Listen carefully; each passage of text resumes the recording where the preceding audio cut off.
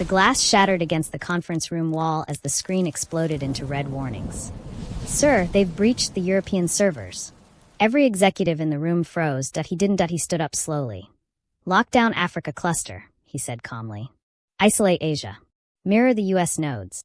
"But sir, now." His voice didn't rise. It didn't need to. The Massivea headquarters trembled with controlled chaos. Screens flashed. Engineers shouted. Security teams moved. A global cyber attack. On his company. On the most powerful tech infrastructure in the world. Someone had just declared war. He walked toward the glass wall overlooking the city. Millions of lights blinked below. Half of them ran on Massivea systems. If Massivea went down, hospitals would fail. Banks would freeze. Satellite networks would collapse. "Who is it?" his chief of security asked. He stared at the skyline. "Someone who thinks I forgot where I came from." He turned back, eyes sharp. "Deploy Project Iron Veil." Gasps filled the room. "Sir, that's classified." "Not anymore." Within seconds, an autonomous defense algorithm activated. The attack streams rerouted. Malicious packets dissolved before impact.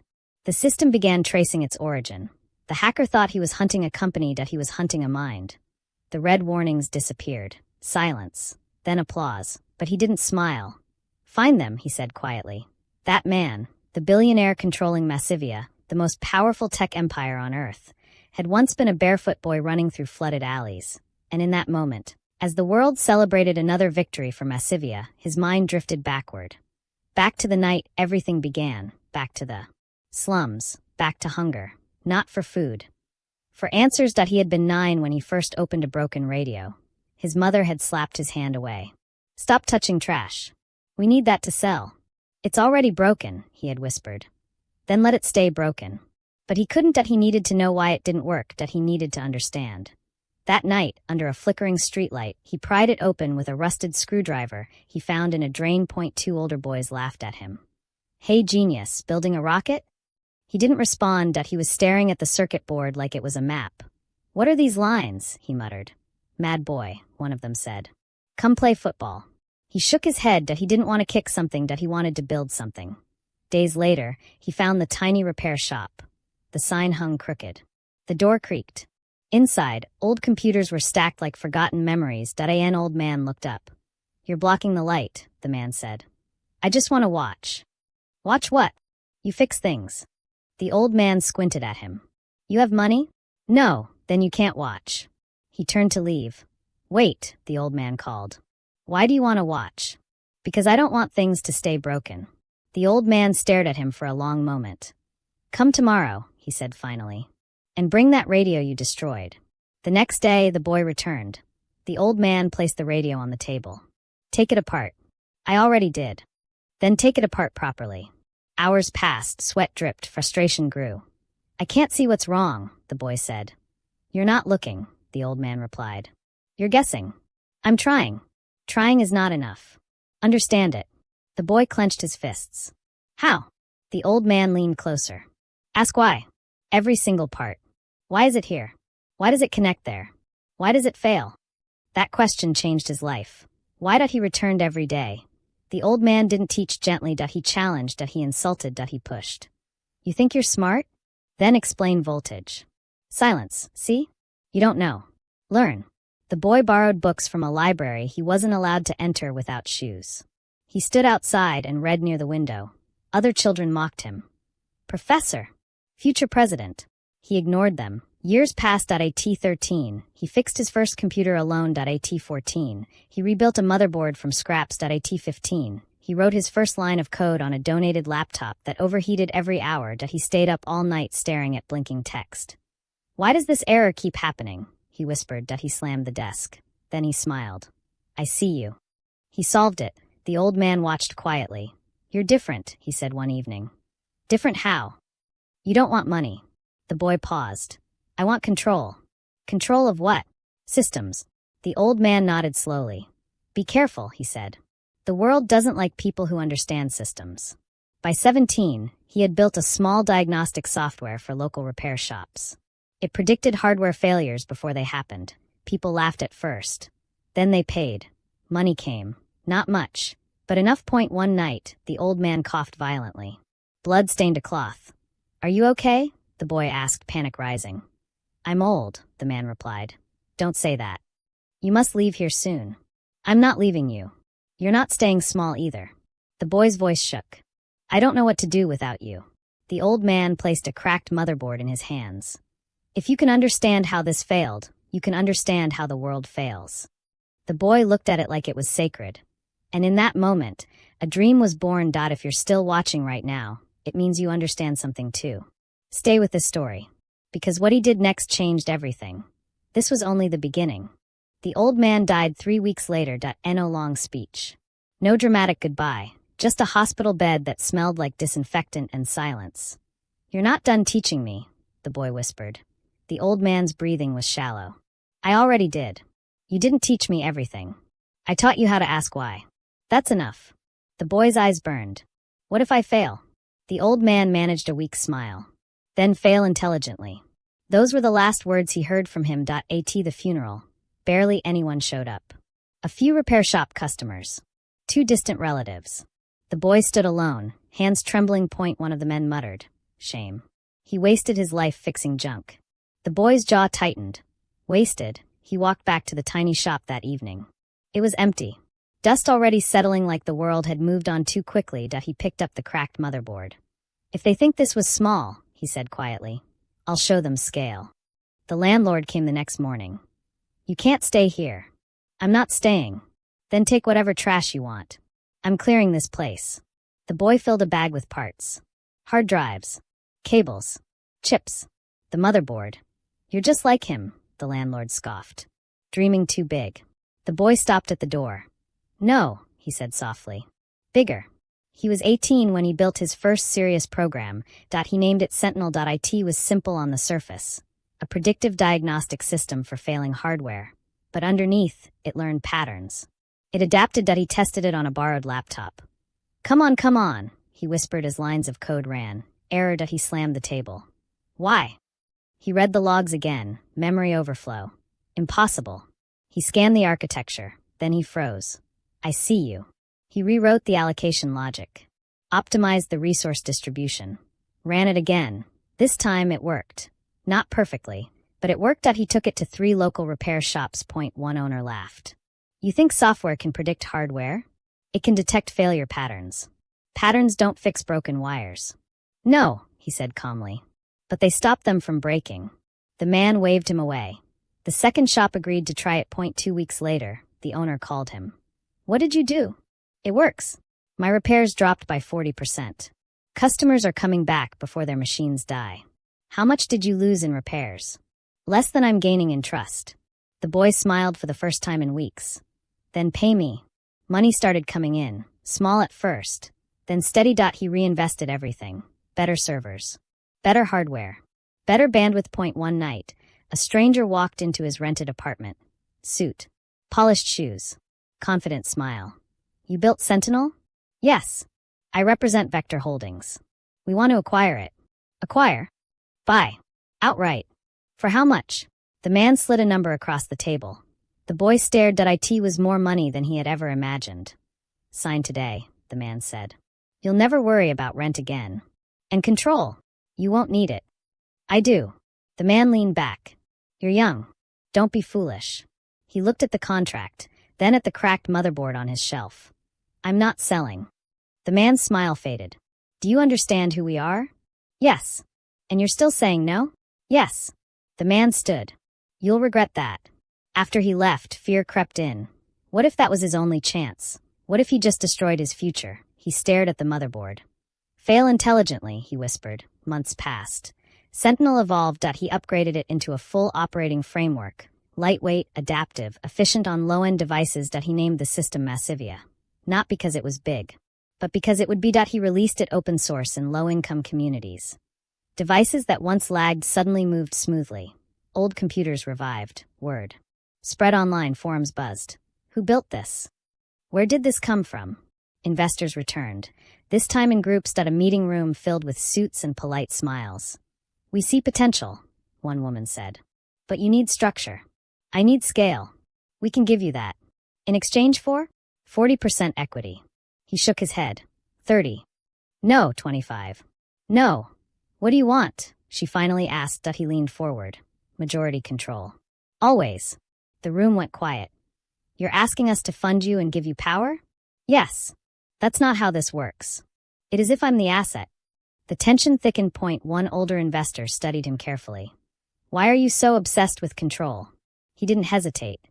Because I know what it feels like to have none. Silence. The older man nodded slowly. We'll talk. 3 weeks later, Massivea was officially incorporated. He owned 51%. Barely. But enough. The first Massivea office wasn't glamorous. 6 desks. 1 server rack. Peeling paint. His first hires were young, hungry, underestimated. 1 engineer asked, "What's our goal?" He looked at them. "We're not building apps." "Then what are we building?" "Infrastructure." "For who?" "For everyone." Doubt filled the room. He felt it. He understood it. But he also remembered the funeral, the comment, wasted life. He slammed his hand on the table. "We will not stay small." His voice shook, not with fear, but with conviction. And if you're watching this story right now, seeing how close he was to selling out, don't blink. Because what happened next almost destroyed everything. Massivea was about to face its first real war. And this time, it wouldn't be digital. The war didn't begin with gunshots. It began with silence. Orders stopped coming in. Emails went unanswered. 3 major suppliers canceled contracts within the same week. His operations manager burst into the office. "We just lost 2 hardware distributors." "Why?" "They won't say." He already knew. Vector Holdings. He stared at the city through the dusty office window. "They're squeezing us," the manager continued. "We don't have enough capital to fight this." "We don't need to fight," he said quietly. The manager blinked. "What? We outthink." That afternoon, an anonymous article surfaced online. Is Massivea stealing data? The headline spread fast. Social media exploded. Is it true? Are they spying? Another startup scam? His phone wouldn't stop vibrating. One of his engineers rushed in. "Sir, we're trending." "Good or bad?" "Very bad." He gathered the team. Fear was visible. "We didn't steal anything," one developer said. "This is sabotage." "Yes," he replied. "So what do we do?" He looked around the room. "Transparency." They stared at him. "We open our code." "You mean all of it?" "All of it." "That's insane," someone whispered. "Competitors will copy us." He nodded. "They already are." That night, Massivea went fully transparent. Public repository, open audits, live Q&A session. He sat in front of a camera, no script. "Are you spying on users?" a journalist asked. "No, can you prove it?" "Yes." He shared the architecture, line by line. "If you find malicious code," he said calmly, "I'll shut Massivea down myself." Silence followed. Tech forums began analyzing. Hours passed. Then a post appeared. "Massivea is clean." Another followed. "They're not lying." Momentum shifted. The smear campaign collapsed. Vector's pressure intensified. A legal notice arrived. Patent infringement. "On what?" his lawyer asked. "Optimization algorithms." "That's vague." "It's intentional." The lawyer sighed. "They want to drain us." He leaned back in his chair. "How long can we survive litigation?" 6 months. Maybe less. He nodded slowly. "Then we don't survive it." The lawyer frowned. "What does that mean?" "It means we win before it starts." Within weeks, Massivea announced a bold move. They weren't just an operating framework anymore. They were launching Massivea Cloud. Full-stack infrastructure. Scalable, affordable, accessible to small businesses. Investors panicked. "You're expanding during a lawsuit?" one shouted during a board call. "Yes." "This is reckless." "No," he replied calmly. "This is timing. You don't have the resources. We have something better." "What?" "Speed." The launch day came. Servers strained under demand. Small businesses signed up in waves. A bakery owner sent a message. "Your system saved my shop." A rural clinic wrote, "We can finally manage patient records." Revenue surged. Vector's lawsuit suddenly looked weaker. Because Massivea was no longer small, they were necessary. One night, he received a private call. The same man from Vector who once offered to buy Sentinel. "You're stubborn," the man said. "You're predictable. You could have been rich quietly." "I am rich." The man laughed. "You think this ends here?" He paused. "No," he said calmly. "It ends when you realize I'm not building a company. I'm building inevitability." Silence. "You sound arrogant." "No. Just prepared." After the call ended, exhaustion hit him. He sat alone in the office. The cracked motherboard rested beside his laptop. He picked it up. Am I doing this right? He whispered. No answer. Just memory. Fail intelligently. Weeks later, Vector withdrew the lawsuit. Publicly, they claimed amicable resolution. Privately, they were losing market share. Massivea had survived its first real war. But success brought a new problem: attention. Governments began calling. Regulators requested meetings. International agencies wanted partnerships. His team celebrated. You did it, one engineer said. He shook his head. We did it. The engineer grinned. So what's next?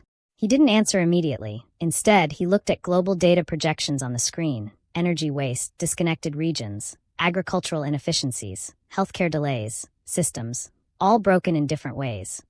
We scale, he said finally. How big? As big as the problem.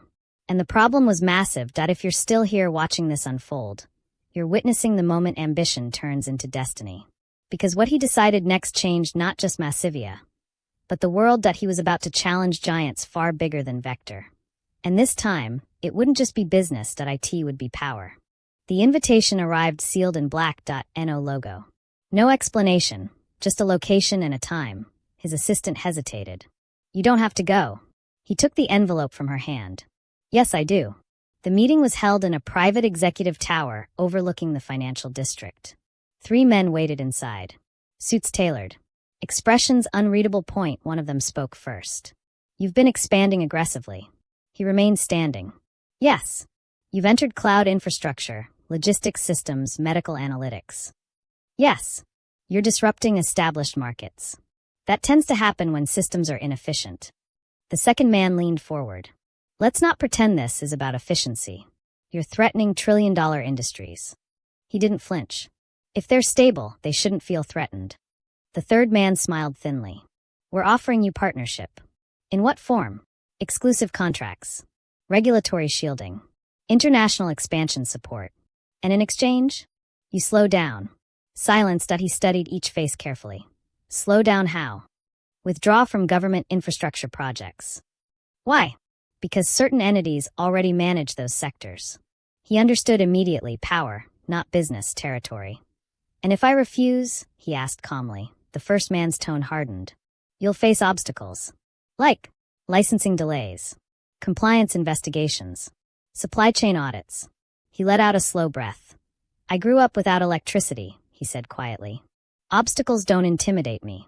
The second man's jaw tightened. You're naive. No, he replied. I'm independent. He walked out. By the time he reached the street, his phone was buzzing. Sir, his legal director said urgently, we've been flagged for regulatory review in 3 countries. He closed his eyes briefly. So it begins. Within days, Massivea's expansion plans stalled, bank transfers delayed. Server shipments detained at ports, contracts paused. His board panicked. This is bigger than Vector, one member said. You're fighting institutions. I'm not fighting, he replied. I'm building. Not if they shut you down. He leaned forward. They can't shut down demand. What does that mean? It means we go public. The room erupted. Absolutely not. You'll lose control. Stock markets will eat you alive. He raised his hand. I'm not listing Massivea. Confused silence. I'm launching Massivea Foundation. What? A nonprofit arm. The board exchanged looks. For what purpose? Someone asked. Education. Infrastructure grants. Open source research. And how does that solve regulatory attacks?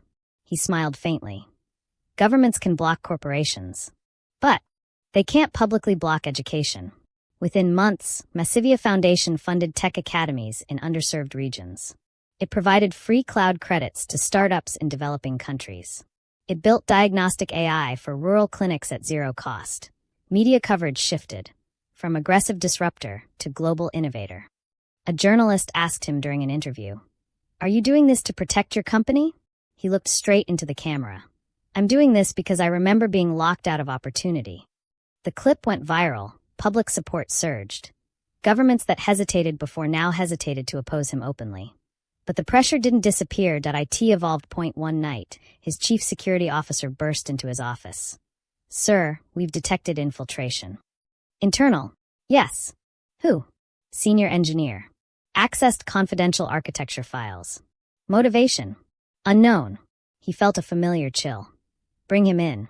The engineer sat across from him, pale and shaking. Why? He asked quietly. I didn't mean, why? Tears welled up in the man's eyes. They offered me 5 million. Who? I can't say. You can. They said if I didn't cooperate, they'd ruin me. He leaned back slowly. How much did you give them? Partial system mapping. His jaw tightened. You understand what that could have cost. I'm sorry. Silence hung heavy. Do you believe in what we're building? He asked. Yes. Then why betray it? I was scared. He nodded slowly. Fear is expensive. He stood. Security will escort you out. The engineer broke down. Please don't press charges. He paused at the door. Leave the country. Start over. If you're ever offered money to betray something meaningful again, remember this feeling. The door closed. That night he sat alone. Betrayal hurt differently than competition. It was personal. He stared at the cracked motherboard again. Is this what scale feels like? He murmured. More responsibility, more enemies, more risk. His phone buzzed again. Breaking news. Massivea signs global satellite partnership. He hadn't announced that yet. How? He whispered. His assistant ran in. Sir, someone leaked your expansion into low-orbit satellites. He felt the weight of it. They were watching everything, monitoring every move. But instead of retreating, something shifted inside him. Resolve hardened. He gathered his leadership team the next morning. They want us contained, he said. Then maybe we slow down, someone suggested cautiously. He looked around the room. If we slow down, millions stay disconnected. Silence. Is that acceptable to anyone here? No one spoke. He nodded once. Then we accelerate. And if you're still watching this rise, seeing the forces closing in, stay with this story. Because acceleration has consequences. And the next move he made forced the world to choose sides. He didn't hesitate. Shut it down, Cade said. The room froze. Massivea's global control center went silent except for the hum of servers processing trillions of requests per second.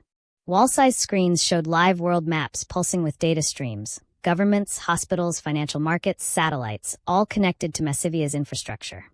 You can't mean that, Elena whispered. I do. Outside the glass walls, engineers were shouting into headsets.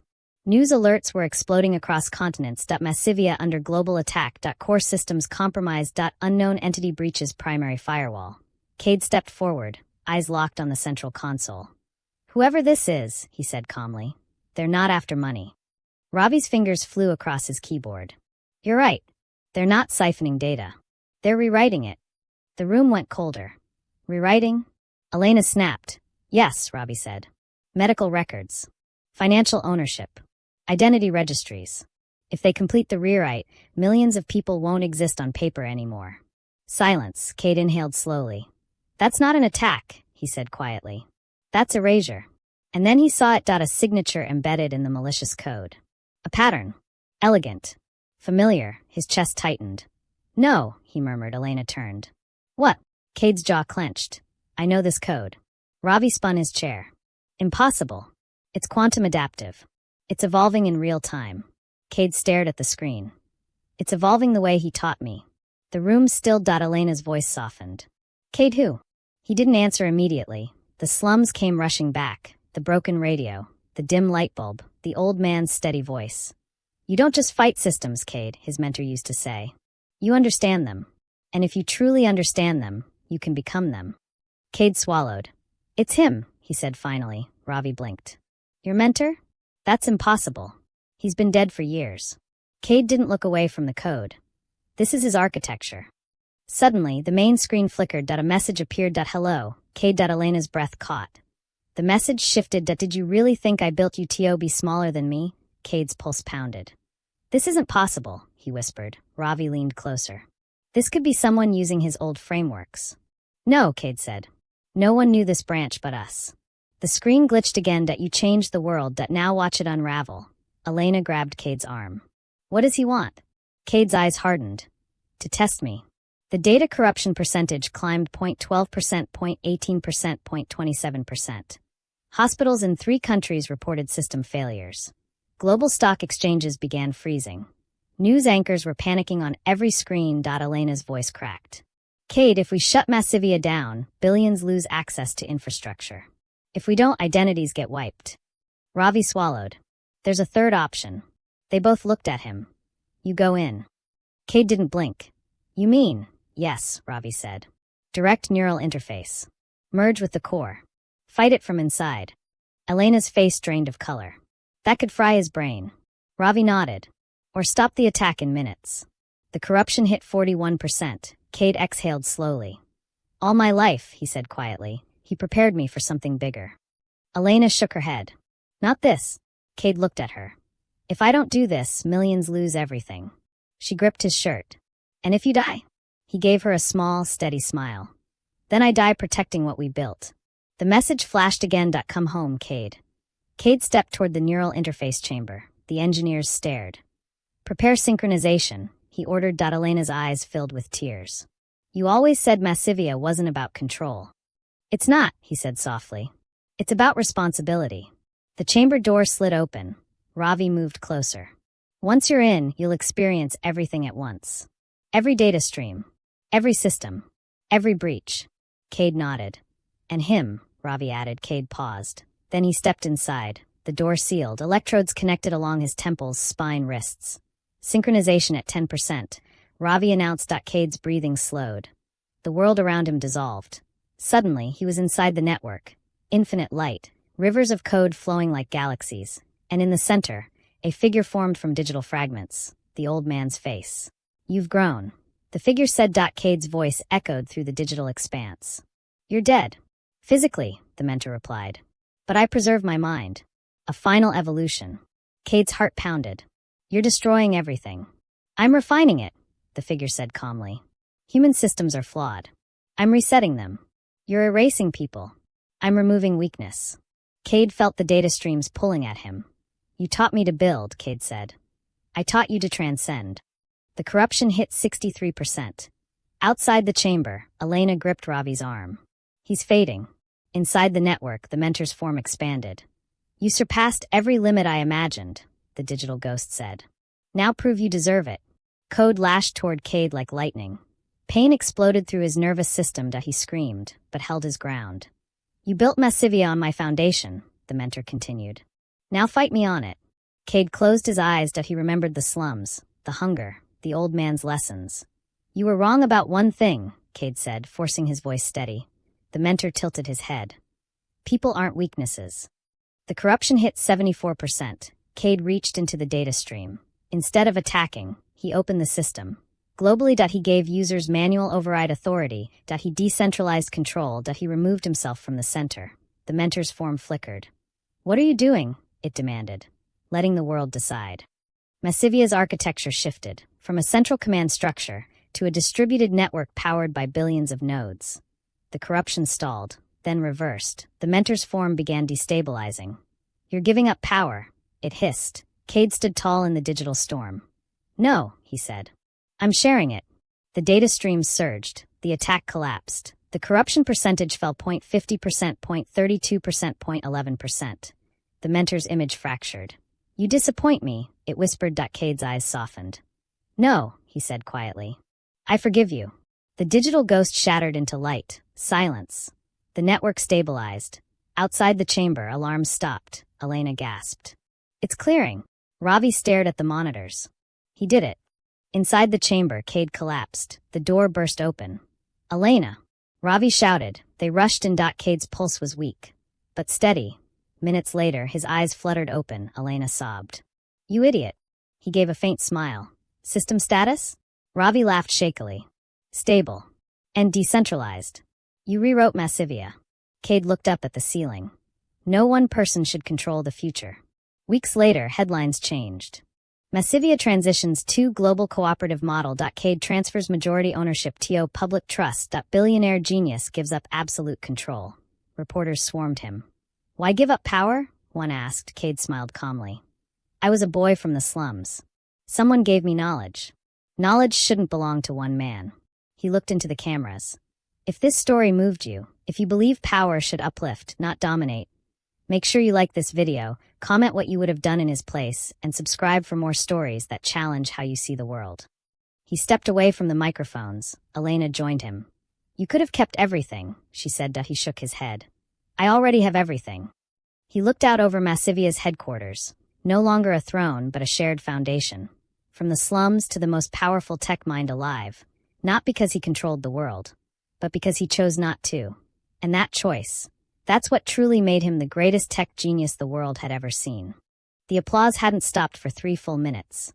Cade stood on the global summit stage, lights flashing, world leaders seated in the front row, journalists shouting questions over one another. Massevea's transition into a decentralized global cooperative had become the biggest tech story in modern history. But Cade wasn't smiling, that he was watching the screens behind the crowd. Watching patterns. Always watching patterns. Elena leaned toward him. You did it. You saved the world. Again. Can you please look happy? He gave a faint smirk. I'm thinking. That's what worries me. Ravi rushed up the side steps, breathless. We have a problem. Cade didn't flinch. How big? Ravi hesitated. Massive. Elena groaned. Can we have 1 week without drama? Ravi turned his tablet toward Cade. Massivea nodes in 3 continents were voting to reverse decentralization. Corporate bloc? Cade asked. Yes. Governments. 2 confirmed. Maybe more. Elena's eyes narrowed. They want control back. Cade nodded slowly. Of course they do. The crowd was still cheering, unaware that the power shift he'd triggered had scared the most powerful institutions on Earth. They're claiming instability, Ravi continued, saying decentralized governance is too risky. Cade stared at the live vote counter. They're afraid. Of what? Elena asked, losing leverage. Within hours, global headlines shifted again. Massivea shareholders call for emergency review. Governments question system security. Is Cade's vision too radical? Elena slammed her hand on the conference table later that night. They're turning on you. Cade sat quietly at the head of the table. No, he corrected softly. They're turning on the idea. Ravi looked exhausted. If enough nodes vote to re-centralize, the entire structure flips back. And you lose control, Elena added. Cade looked up. I already gave up control. That's not what I mean. Elena snapped. You lose influence. Silence. Cade stood and walked toward the glass wall overlooking the city. When I was a kid, he said quietly, people fought over scraps. Control meant survival. Now they fight over systems. He turned back to them. If they win this vote, Massivea becomes what it was before. A throne, Ravi said. Yes. And if you fight them? Elena asked. Cade's eyes darkened. Then I become what they expect. The vote percentage ticked upward 0.48% in favor of re-centralization. Ravi whispered, this is happening too fast. Cade's phone buzzed. Unknown secure channel. He answered without hesitation. A distorted voice came through.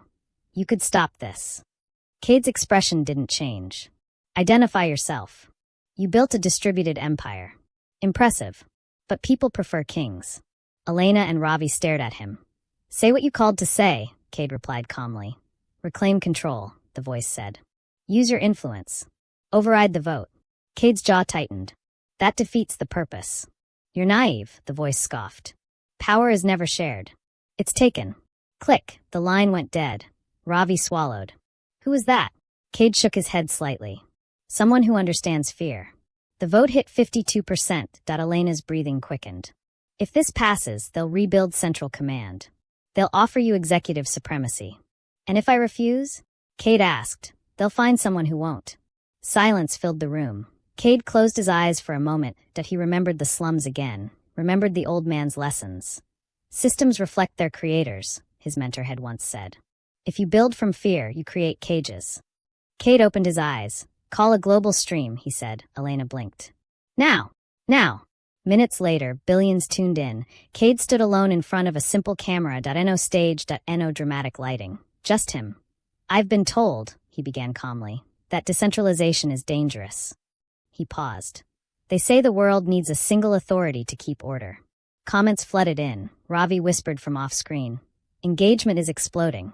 Cade continued. When I was a boy, no one had authority over the chaos around me. And I thought that was the problem. His voice softened. But I learned something. He leaned closer to the camera. Control doesn't create stability. Responsibility does. The live vote counter was displayed beside him. 0.54%. I could override this vote, Cade said openly. I still have emergency root authority for 12 more hours. Elena's eyes widened. He's telling them that? Yes, Ravi whispered. Cade's gaze remained steady. But if I do that, I prove every critic right. The percentage ticked to 56% that he inhaled slowly. So here's my decision. Silence. I will not interfere. The chat exploded. If Massivea returns to central control, he continued, it will be because you chose it. The percentage paused, then slowed. Ravi stared. The trend just shifted. Cade kept speaking. You don't need a king. You need participation. A new wave of votes surged 0.49%. Elena gasped. It's reversing. Cade's voice grew firmer. If you believe power should never rest in one pair of hands, vote. The number dropped 0.44%, 0.38%, 0.32%. Ravi was shaking. This is insane. Cade didn't blink. You decide what Massivea becomes. Not me. The vote locked 0.71% against re-centralization. The room erupted. Elena hugged Ravi. Cade simply exhaled. Later that night, as the building quieted, Elena approached him on the balcony. You could have forced it, she said softly. Yes. But you didn't. No, she studied his face. Why? Cade looked out at the city lights. Because the moment I force a choice, I stop being the boy who was given a chance. Elena smiled faintly. You're different. Cade chuckled quietly. No. I'm just remembering. He turned toward her. And this isn't over. She raised an eyebrow. Of course it isn't. He looked serious again. Power always finds another path. Below them, the city buzzed. Massivea was stronger. But so were its enemies, and somewhere, watching the live stream replay, powerful figures were making new plans. Cade felt it. The next storm was coming. And this time, it wouldn't be digital. If you're still watching this journey unfold, if you believe leadership isn't about domination but about courage, don't forget to like the video, drop your thoughts in the comments, and subscribe. Because the biggest battle hasn't happened yet. And Cade, he was ready for it. The explosion shattered the glass before anyone could react. Elena hit the floor. Ravi ducked behind the console. Cade didn't move. Smoke poured into Massivea's lower operations wing as alarms screamed through the building. This isn't digital, Elena coughed, pulling herself up. This is physical. Security feeds flickered onto the wall screens. Masked men. Coordinated. Military precision. They're breaching the server vault, Ravi shouted. Cade's face went cold. They know decentralization moved authority outward, he said. So they're going after infrastructure. Another blast echoed. The building trembled. Elena grabbed Cade's arm. We need to evacuate. No, he said calmly. Cade, if they access the core hardware, they can plant sovereign override nodes. Ravi's fingers flew over the keyboard. Security teams are down on 2 floors. This was planned. Cade stepped toward the emergency console. Seal Sector 3. Done. Redirect physical access locks to biometric rotation. Done. Gunshots rang out through the hallway. Elena's voice cracked. They're inside. Cade finally turned toward her. Get to the safe corridor. I'm not leaving you. That wasn't a suggestion. Another explosion shook the room. The lights flickered. Massivea's screens pulsed red. External power cut. Ravi looked panicked. They're trying to isolate the building from the grid. Cade's mind raced. He had always prepared for cyberwar. But this was desperation from people who couldn't win online. The steel doors at the far end of the room began to buckle. Elena stepped closer to Cade. Say something. He inhaled slowly. They're not here to kill me. Ravi blinked. How do you know? Because I'm more useful alive. The doors finally crashed open. Armed men flooded in. On your knees, one of them shouted. Security guards lay unconscious behind them. Elena clenched her fists. Cade slowly raised his hands. You're making a mistake, he said calmly. The leader of the group removed his mask. A composed, middle-aged man in a tailored suit. I assure you, the man replied. This is very deliberate. Identify yourself, Cade said. The man smiled faintly. Call me Director Hale. Ravi whispered. Government? Hale tilted his head. Coalition. Cade's eyes narrowed. You're afraid. Hale chuckled softly. We're practical. Your decentralization experiment destabilizes strategic power. You mean it limits your leverage, Cade corrected. Hale stepped closer. You built the most powerful technological infrastructure in human history. Then you handed it to the masses. Yes. That's irresponsible. Cade's voice stayed steady. No. Hoarding it would be. Hale's expression hardened. We're taking administrative control of Massivea's physical core. Once secured, governance will be restored. Elena stepped forward. Restored? You mean controlled. Hale ignored her. Cade, he continued, you can cooperate. Help us rebuild centralized oversight. You remain the face of innovation. And if I refuse? Hale's eyes went cold. You become irrelevant. Silence filled the room. Cade looked at the armed men, then at the damaged consoles, then back at Hale. You think Massivea depends on this building? Hale smirked. It doesn't. Cade smiled slightly. You weren't paying attention. Ravi's eyes widened. Hale frowned. Explain. Cade lowered his hands slowly. When I decentralized Massivea, I didn't just distribute governance. He stepped toward the shattered glass. I distributed the core. Hale's face shifted. Impossible. No, Cade said calmly. Redundant microcores deployed across 120 countries. Independent, self-validating nodes. Ravi couldn't hide his grin. Hale's jaw tightened. Where? Everywhere. Alarms stopped. The red screens turned blue. Ravi laughed quietly. System just rerouted physical command pathways.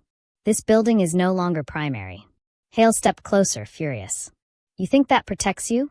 It protects everyone, Cade replied. Hale signaled his men. They aimed their weapons. Elena stepped in front of Cade. Hale's voice lowered. You've made powerful enemies. Cade nodded once. I know. Hale leaned closer. Power doesn't surrender gracefully. Cade's eyes were steady. Neither does freedom.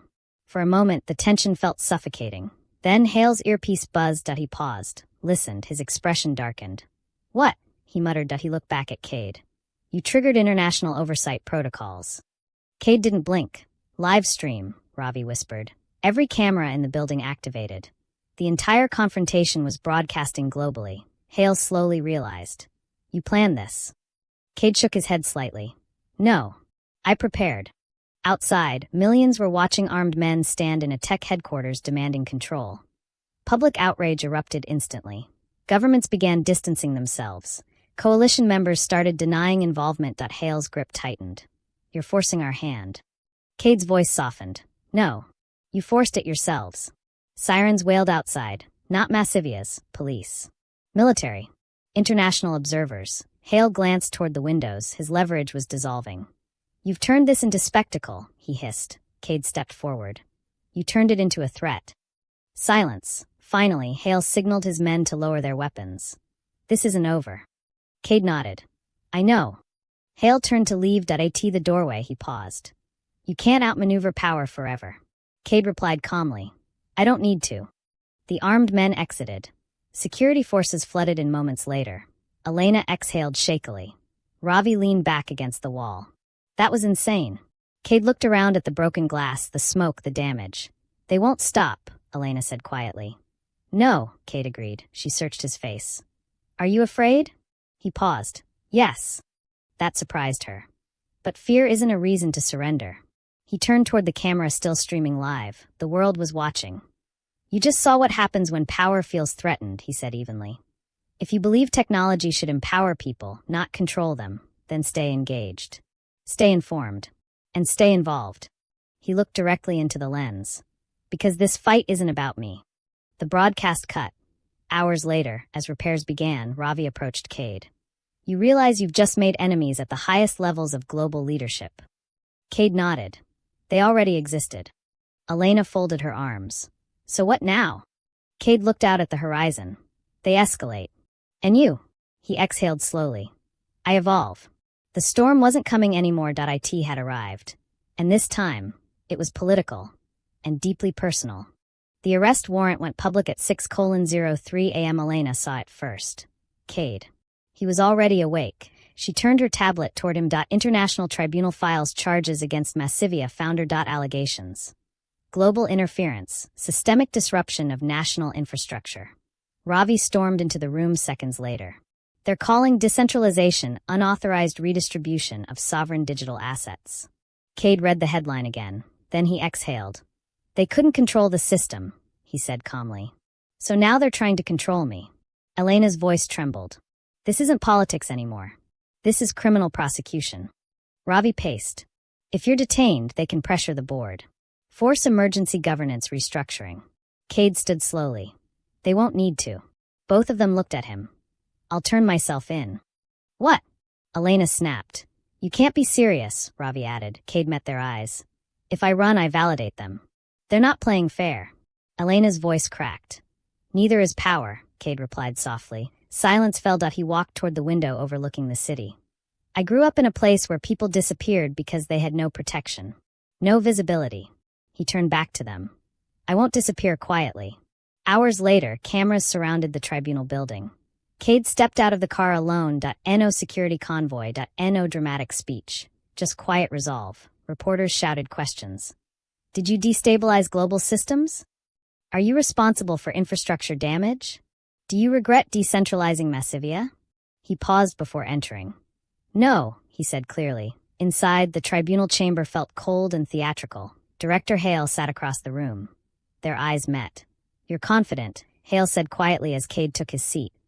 I'm honest, Cade replied. The prosecutor began. You created a system that stripped nations of strategic oversight. I created a system that returned oversight to users, Cade answered. You interfered with sovereign authority. I prevented centralized abuse. The judge leaned forward. Did you knowingly design Massivea to operate beyond traditional governmental control? Yes, Cade said calmly. Murmurs filled the room. Hale smirked faintly. The prosecutor pressed on. So you admit to intentional circumvention. I admit to intentional protection, Cade replied. Elena watched from the gallery, hands trembling. Ravi whispered. He's not defending himself. He's redefining the argument. The prosecutor shifted tactics. Do you believe you are above government? Cade's voice remained steady. No. Then why should one man decide how global infrastructure functions? Cade paused. I didn't. The room quieted. I gave that decision to everyone. Screens behind him lit up. Massivea's live participation metrics streamed in real time. Billions of active nodes, transparent voting logs, public oversight dashboards. Cade stood. You accuse me of interference. But the real fear is loss of control. Hale leaned forward. Careful. Cade didn't look at him. For centuries, power concentrated itself. Kings. Corporations. Governments. He looked at the judges. Technology amplified that concentration. The prosecutor interjected. This isn't philosophy. Cade's gaze sharpened. It is exactly philosophy. Silence. When I was a boy, he continued, I had nothing. No system protected me. No institution represented me. His voice didn't waver. Someone gave me knowledge. And knowledge gave me power. He took a breath. I chose to share it. The judge studied him carefully. You're aware this tribunal could strip you of all corporate authority? Cade nodded. Yes. And imprison you? Yes. Hale's voice cut in quietly. Was it worth it? Cade finally looked at him. Yes. The chamber fell silent. Outside, millions watched the live stream. Public sentiment began shifting again. Not because of outrage, because of clarity. The prosecutor made one final push. If we rule against you, Massivea will be restructured under international oversight. Cade answered immediately. Then the world will decide if that oversight serves them. The judge recessed the court. Hours passed. Elena sat beside him in a quiet waiting room. You're not scared? She asked softly. He thought for a moment. I'm scared of becoming what I fought.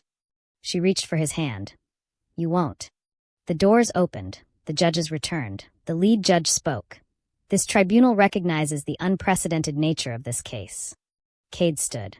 While the decentralization of Massivea disrupted traditional authority frameworks, a pause.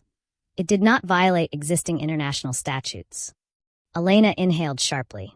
Furthermore, the judge continued, we find no legal grounds for criminal prosecution. The room erupted. Hale's jaw tightened. Cade remained still. However, the judge added, this ruling establishes a new precedent. Decentralized global systems must maintain transparent public accountability. Cade nodded once. They will. The gavel struck. Case dismissed. Outside, the crowd roared. Elena hugged him fiercely. Ravi laughed in disbelief. You just changed international law. Cade shook his head. No, he looked at the sky. We all did. Reporters surrounded him again. Do you consider this a victory? He smiled slightly. It's a beginning. And your next move? He paused. Education. Confused murmurs spread. Technology without understanding creates fear, he explained. So we build understanding. Months later, Massivea launched open global tech academies, free access to open source curricula, from slums to cities, from villages to capitals. Cade stood in a small classroom in the same neighborhood where he once fixed broken radios. Children stared at him wide-eyed. Is it true you're the richest tech genius in the world? One boy asked. Cade smiled. I'm the luckiest. Why? Because someone taught me. He looked around the room. And now it's your turn. Elena watched from the doorway. You could have ruled the world, she said quietly. Cade shook his head. No, he looked at the children tapping on tablets. I'd rather build it. Years later, historians would call him the architect of distributed power. The billionaire who refused the throne. The genius who decentralized control and centralized opportunity. But Cade never cared about titles. He cared about access, about choice, about giving the next kid from the slums a system that didn't ignore him. And that was the real revolution. If you followed this entire journey, from the slums to the summit, from cyberwar to courtroom battles, then you understand something powerful. Greatness isn't about control. It's about courage. If this story inspired you, don't forget to like the video, comment what moment hit you the hardest, and subscribe for more stories that challenge power, reshape systems, and remind us what leadership truly means. Because the next story might just change the world again.